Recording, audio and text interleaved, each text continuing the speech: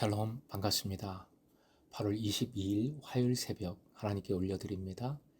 함께 찬송가 425장 부르십니다.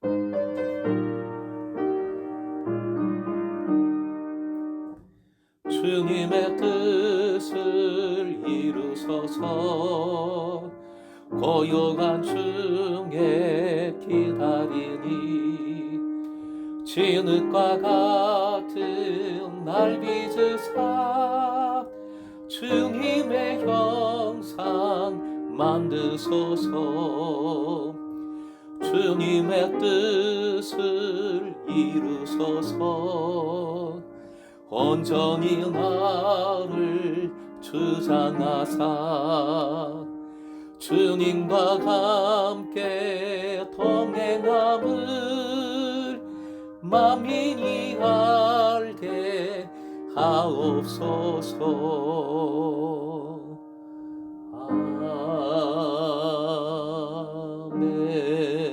아멘. 오늘 말씀은 레위기 10장 8절에서 11절, 레위기 10장 8절부터 11절까지입니다. 함께 읽겠습니다. 여호와께서 아론에게 말씀하여 이르시되 너와 네 자손들이 회막에 들어갈 때에는 포도주나 독주를 마시지 말라. 그리하여 너희 죽음을 면하라. 이는 너희 대대로 지킬 영영한 규례라.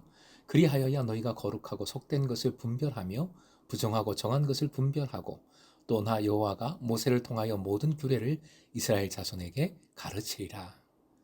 오늘의 기도 제목, 주님의 뜻을 분별하고 주님의 뜻인 말씀을 잘 나누게 하소서. 주님의 뜻을 분별하고 주님의 뜻인 말씀을 잘 나누게 하소서. 본문의 첫 구절 8절은 특별한 말씀이라 할 수 있습니다. 레위기 안에서 하나님께서 아론에게만 말씀을 전달하시는 유일한 성경 구절입니다. 레위기의 다른 곳에서는 하나님께서 아론에게 말씀을 전하실 때에도 항상 모세와 아론이라고 되어 있습니다. 이것은 뒤를 잇는 말들이 제사장들에게 대단한 중요성을 갖는다는 것을 의미하고요. 더 중요한 것은 하나님께서 아론의 두 큰 아들의 범죄에도 불구하고 그를 계속 대제사장으로 인정하신다는 것을 뜻합니다. 이러한 말씀 속에는 슬픔 가운데서도 묵묵히 순종하는, 끝까지 순종하는 아론의 믿음도 엿볼 수 있습니다. 여호와 앞에서 직무를 수행하는 동안 제사장들은 모든 법령을 엄밀하게 따를 수 있도록 맑은 정신으로 인도함을 받아야 합니다. 그들은 특히 신성한 것을 침범함으로써 자신의 생명을 위험에 빠뜨리지 않도록 정신을 차려야 합니다. 그것은 또한 제사장이기에 이스라엘 백성 전체를 위한 일이기도 합니다. 그들은 또한 백성들에게 적절히 율법의 의미와 적용에 대해 가르치기 위해 훌륭한 판단력을 가져야 합니다. 그러므로 그들이 성소에서 직무 중에 모든 독한 술, 특히 포도주와 그 밖의 다른 독주들을 피해야 한다는 금지의 사항이 주어집니다. 현재의 위치에서 이러한 금지 사항의 포함은 갖가지 추론을 불러일으켰습니다. 포도주와 그 밖의 다른 독주들은 사랑하는 이의 죽음을 애도하는 사람들을 위로하기 위해 자유롭게 사용되었을 가능성이 있습니다. 또 다른 가능성은 랍비들이 선호하는 생각인데요. 술이 나답과 아비후가 죄를 짓게 한 하나의 결정적인 요인이 되었다는 것이지요. 어쨌든 직무 중에 제사장들은 무슨 일이 있어도 거룩한 것을 더럽히지 않기 위해, 침범하지 않기 위해 정신을 바짝 차려야 합니다. 구절에 있는 이러한 엄격한 금지 사항과 대비를 이루며 제사장들의 기본적인 의무를 표명하는 말씀이 10절, 11절의 말씀입니다.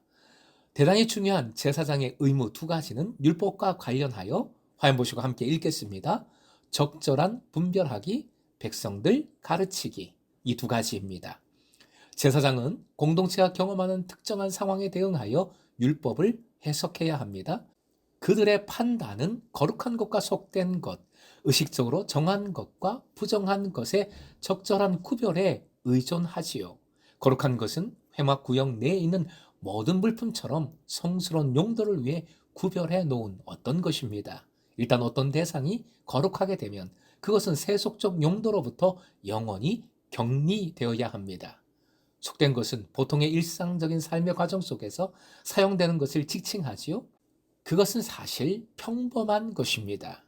정한 것과 부정한 것 사이의 구별은 의식적 정결의 문제를 지시합니다. 부정한 것은 의식적으로 오염되어 성소 구역 안으로 반입될 수 없는 어떤 것을 일컫습니다. 이와 달리 속된 것은 중립적입니다. 그것은 본질상 부정하지 않습니다. 오히려 그것은 단순히 성소 구역 밖에 있는 것입니다. 하지만 부정을 탄 것은 무엇이나 처분되어야 하거나 그렇지 않으면 정결하다고 선언되기 위해 정화 과정을 거쳐야 합니다. 결코 부정결한 것이 거룩한 영역으로 들어가 삼켜지는 일이 없도록 해야 하는 것이지요. 그러므로 의식적 부정결 상태에 있는 사람은 성소에 접근하지 않도록 주의해야 하지만 성소 밖에서는 그는 아무런 해도 입지 않습니다. 그에게 부여된 절대적인 요구사항은 그가 성소에서 예배를 드릴 수 있도록 자신의 의식 절차에 따라 정결케 해야 한다는 것입니다. 의식적으로 정결한 사람은 거리낌 없이 하나님께 예배할 수 있습니다. 사랑하는 금성의 제자 여러분, 두 제사장이 불에 삼켜지는 어마어마한 참혹한 사건을 통해 제사장으로서 하나님 앞에 얼마나 완전해야 하는지를 깨달았습니다. 술 취하지 말아야 하는 것은 바로 그 맥락임을 기억하십시오. 제사장으로서 하나님 앞에 온전하기 위한 기본기입니다. 술 취하면 온전할 수 없습니다. 반대로 성령 충만해야 온전한 예배자로 설 수 있습니다.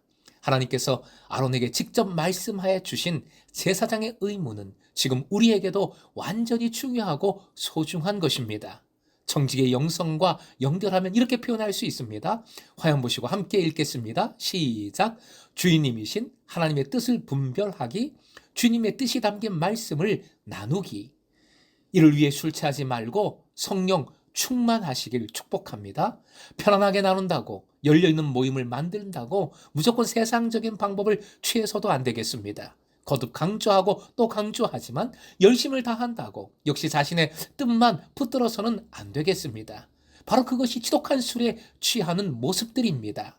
반대로 속되다고 무조건 배척해서도 안 되겠습니다. 속된 것은 중립적이라고 말씀을 드렸습니다. 속됨은 어떠하든지 예수 그리스도의 은혜를 덧입어 거룩한 삶으로 발돋움해야 하는 것이지요.